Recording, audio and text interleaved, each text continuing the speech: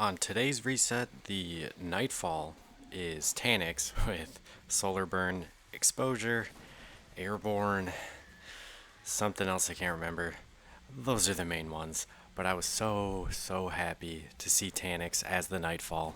All I wanted was Taniks or Shankenstein so I could farm it for the unique drops. And I'm going to be farming this one for the auto rifle, hopefully to get a really good roll on it because it looks so badass. And it's actually my birthday today, so thank you, Bungie, for the freaking present.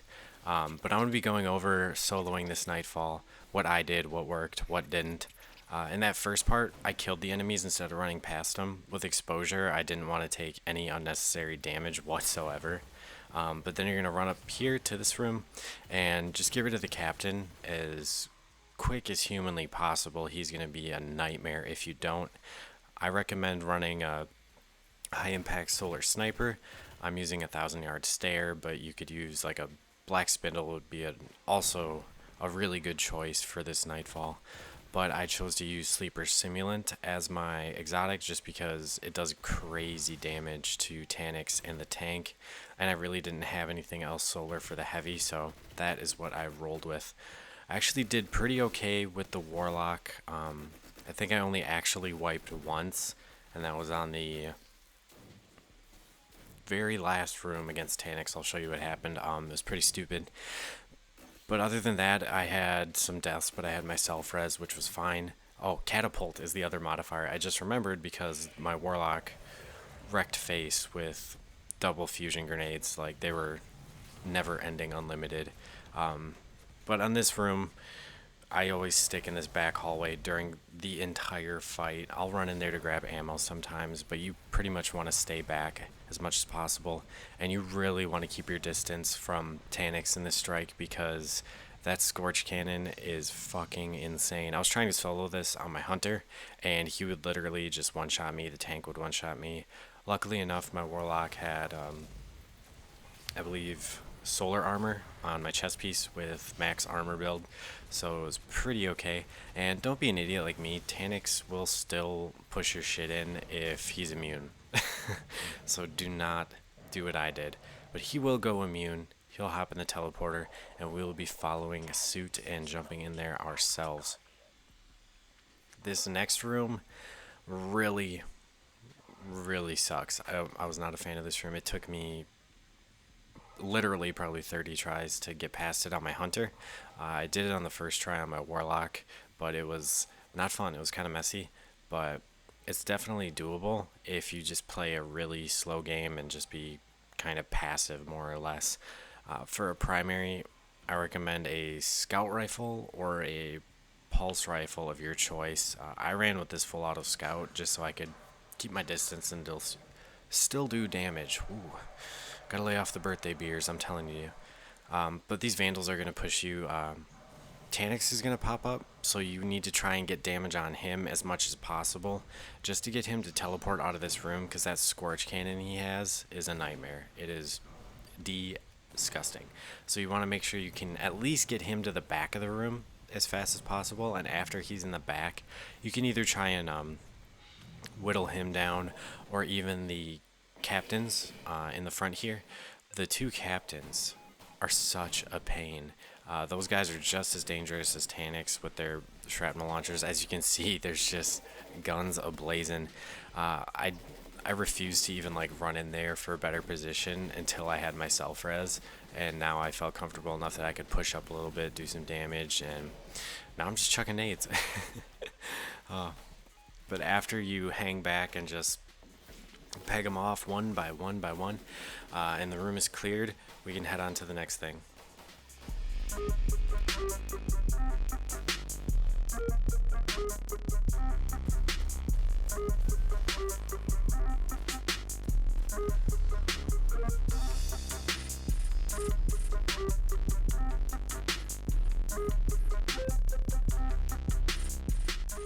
The Devil Walker room is interesting. Well, I guess it's the Wolf Walker, but the Walker room is interesting to say the least. There's going to be enemies down that hallway right when you spawn in. You're going to have to clear out most of the ads to get the tank to spawn. And once the tank spawns, he'll spawn a bunch more ads also. And you need to be on the lookout for captains.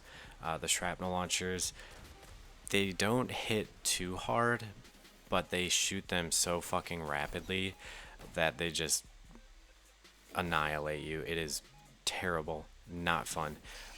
Right here I push up on the Vandals just to get the guy to spawn in, and you'll get more Vandals and a captain up here, followed by more Vandals and a yellow bar captain down the stairs to the left of them. Once again, you need to take care of the captains. Use those nades. I was using fusion grenades. They were great. If you're a Solar Titan, definitely fusion grenades. Or thermite if you're good with them. I just can't use thermite. And for the hunter, I was using trip mine because they did hella damage, but I killed myself probably 15 times with my own fucking trip mine grenade. So there's that. But right here, once we clear out all the ads, hopefully they'll drop you some sniper ammo. I had a few runs on my hunter where I didn't get any ammo whatsoever, and it was super, super frustrating. But you're going to want to use your sniper and your heavy, all of that on the tank. I tried to save as much ammo as I could for the tank, but we're just going to whittle away at him. And he's going to spawn in exploders before he even drops. He'll spawn in 2 waves, so that was the first wave. Then you do slightly more damage to him, and he's right there. There's all the exploders. And you can stick around and hit him in his core a few times, depending on how comfortable you are and how good of a shot you are. Any more than that, it's really not worth sticking around. You just kill the exploders, go back to him, and then get him to drop one more time.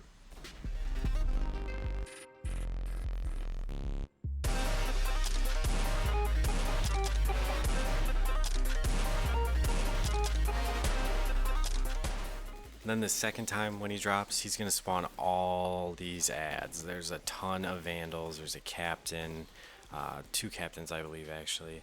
And you're going to have to worry about those guys and just totally ignore him. Make sure you stay out of his line of sight for that cannon, because you can get hit with splash damage and die from it pretty easily with that solar burn if you're just focusing on ads and not paying attention to where you are from his perspective. So you just got to whittle away at him more. He's just about dead. The hardest parts are now over. Just take your time, spawn some more ads, no big deal. We've been here before, we've done this shit, we got it.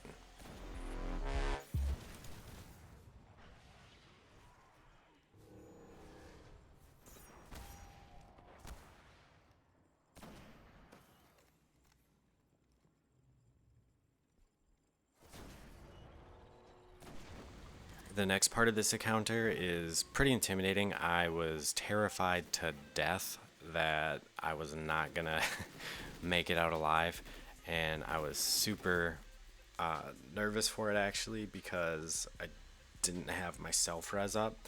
So what you need to do is cross the threshold of the door and just back up.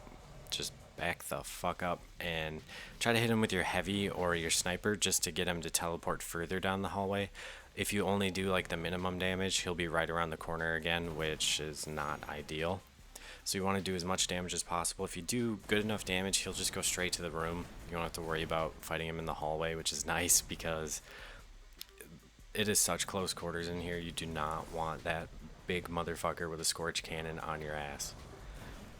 So just clear ads, nice and easy, and then we're going to push up into the next room, and the next room is where I had my one and only wipe as my fucking warlock, and I cry.